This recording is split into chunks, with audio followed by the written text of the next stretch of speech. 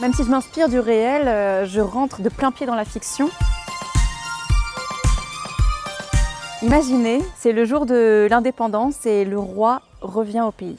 Et à sa gauche, un militant politique qui l'accueille, Ali, et de l'autre côté, un général. Mais les trajectoires de ces trois hommes vont se séparer puisqu'ils n'ont pas du tout la même ambition pour construire ce pays nouvellement indépendant. Il va y avoir des disparitions, des meurtres, des assassinats politiques, mais également beaucoup d'ardeur, d'espoir, d'engagement, de militantisme.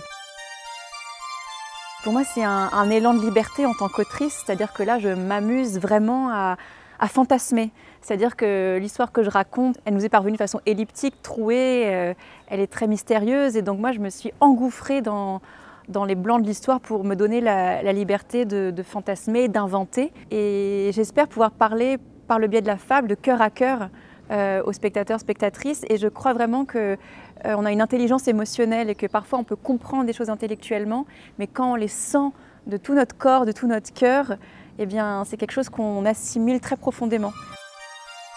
Moi, ce que je souhaite avec ce spectacle, c'est vraiment d'embarquer les spectateurs et les spectatrices dans un grand voyage sensoriel, olfactif, visuel. Donc il y aura sur scène, oui, des moucharabbiers. Donc ce sont des panneaux ajourés qui filtrent très précisément la lumière.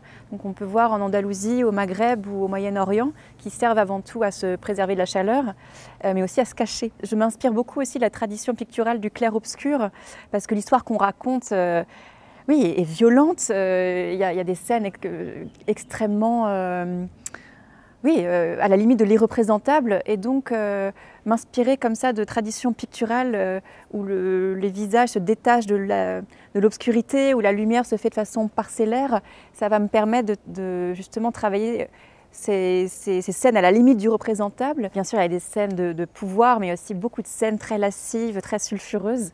Et donc, ce système des moucharabbiers du clair-obscur va permettre aussi d'entrer dans l'érotisme de façon esthétique et charnelle. Et à cela, oui, il va s'ajouter un travail de calligraphie, puisque les mots sont extrêmement importants dans la mesure où ce que le roi dit advient, et donc il y a vraiment une faculté performative du langage, et ce qui est dit advient aussi sur scène, donc ça m'intéresse aussi de passer de l'écrit au corps au sein même de la mise en scène.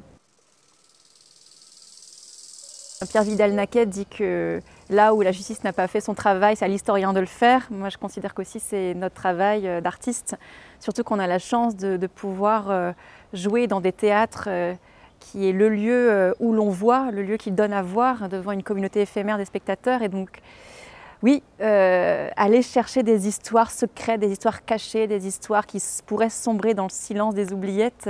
Oui, moi, ça m'intéresse d'aller les chercher. Après, là, il s'agit d'une fiction. Mais bien sûr, ses racines sont dans le réel de tous les crimes d'État, des assassinats politiques, des leaders politiques tiers-mondistes qu'on a voulu faire taire. Et c'est leur histoire que je vais chercher là, bien sûr, afin qu'on ne devienne pas amnésique, justement.